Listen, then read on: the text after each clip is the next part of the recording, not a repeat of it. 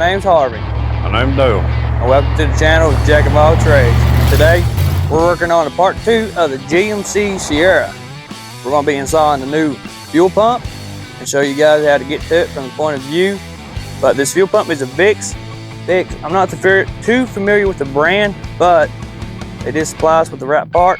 Let's get to it and show you how it's done. All right.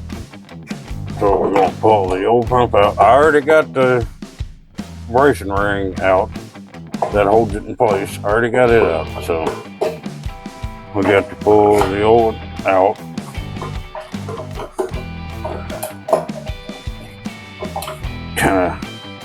You gotta work with it to get the fuel pump out. All right, there's the old pump that come out of it. It don't work. And my buddy Harvey over here is going to help me hand me the new one.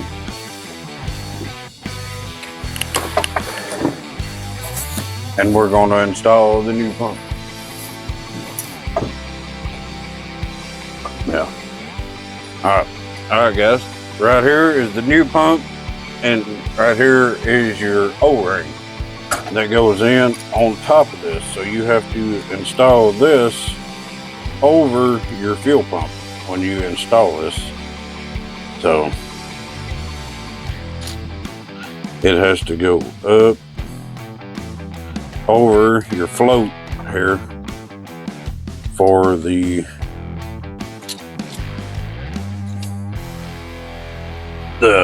gas hand and everything. All right, so we got the O-ring set around here.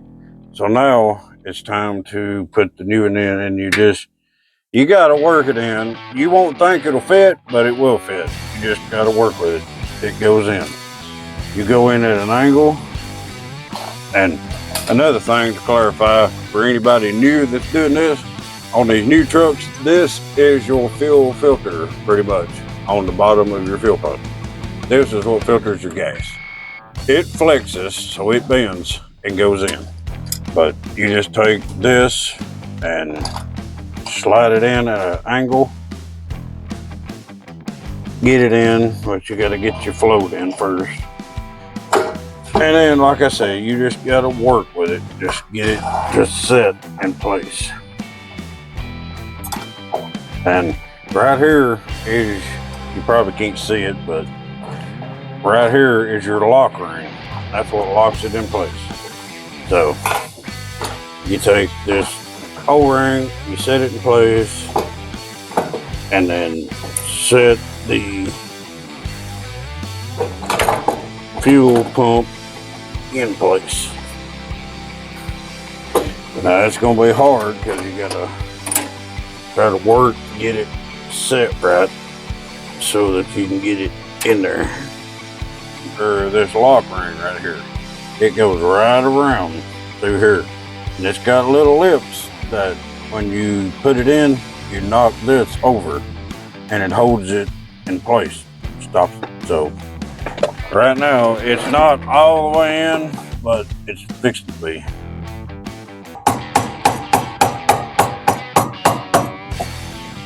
Alright, now when you get that sideways and you get it aligned like it's supposed to be, there's little tabs. There's two of them, should be. There's one right here and one right here. And you take them, a screwdriver, a punch, anything, just as long as you got something to bend it. You don't want to just use a hammer itself, but you just want to kind of tap it after you get it in spot. Because the lock ring has lips in it. They're cut out right here and then here. And when you put it in, it's supposed to twist, and then it locks it in place. And that's what these little tabs are for, is it locks it in place.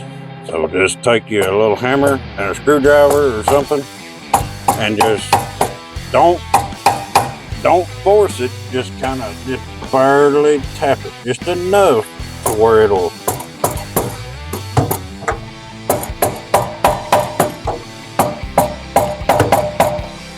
bend over and lock into place. Just enough. And I'd also advise, do not cut a hole in your truck bed unless you absolutely have to. Because we tried to drop the tank, it didn't work. The bolts was seized and rusted on, and instead of causing more damage than what we're doing, I just went ahead and took a grinder and cut it a hole. But I'm gonna put me a steel piece of metal across this and cover this hole so that anything that I put in the truck bed will not push down on my fuel pump, because you do not want stuff pushing down on your wires and your lines, because that will cause a catastrophe, especially this being gas, because it will explode, spark, anything. So I would advise not to do this, but if you have to, do it. But we've got the fuel pump in, as you can see, it's installed. So now, on this truck, it takes a 5/8, standard 5/8, and you got a return line and a main fuel line. So this line will go right here on this line, and that's your main line. Hold on. Just if I can get it to start. But this is your main line right here. This is what sends gas to the motor. If I can get it started.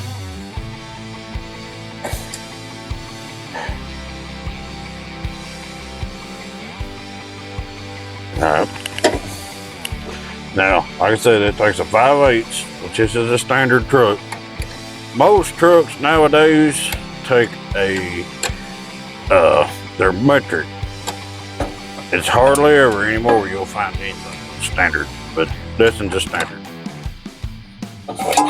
But you just go through and tighten your fuel lines up.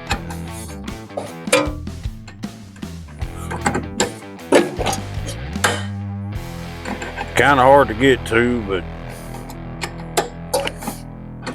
so like I said, this beats dropping the tank, which we tried to drop the tank, but didn't work. So we just went this route.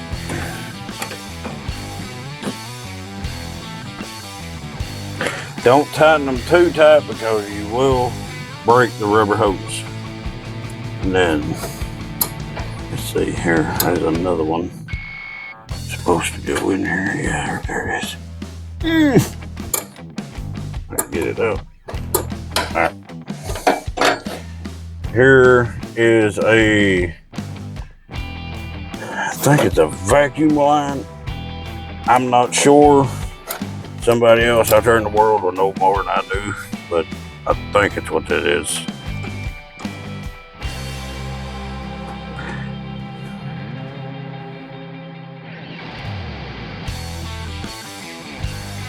And this one goes on, and I don't know what that does. All I know is it just goes on there.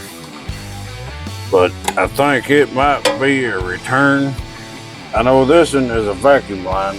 We don't have a pipe. We had a incident where somebody came and stole my gas out of it, and they cut that hose that was there. But for right now, anybody can use this. I just used a piece of garden hose that I had just laying around, wasn't using. I just used a garden hose. And you just take it and just stick it on there. I don't know what size, so don't ask in the comments because I don't know. I can measure and let you know later, but right at the moment, we don't have time. And right here is your plug. This sends power to the switch to let you know you got it. And on most Chevrolets, this style, it should be clamped on side the frame, right here. And this is your ground. Now you can put it anywhere as long as it's on a clean piece of metal. If the metal is clean, you got a good ground. Which, as you can tell, this one's kind of rusted just a little bit, but underneath it is still clean. And on the metal, it's still clean, right here. I just self-tapped into a cross member and put my ground right there. But this goes right over here. It clamps right in. Just stick it on, and it clips right in place. What I use, but you can do whatever you want to, but I'm just using it on I needed it quick and I needed it done, is I used a self-tapping screw. Self-tapping. You can buy them at your local hardware store, auto parts store, Walmart, anywhere. You can buy a bunch of these self-tapping screws. So you just take your self-tapping screw right into where you're at. And this one takes that 10 millimeter. Lucky to find it, but I found it. You just take a 10 millimeter screw, put your ground on. And that, my friends, is how you install a water or a fuel pump on a 1994 GMC Sierra Classic, or GMC. It ain't a Classic, but fuel pump's in. So we'll get back to you guys and we'll crank it up and we'll take you all on a test drive here and show you how it works. All right, guys, we got the fuel pump in. Now we're fixing to start it for the first time, so here we go.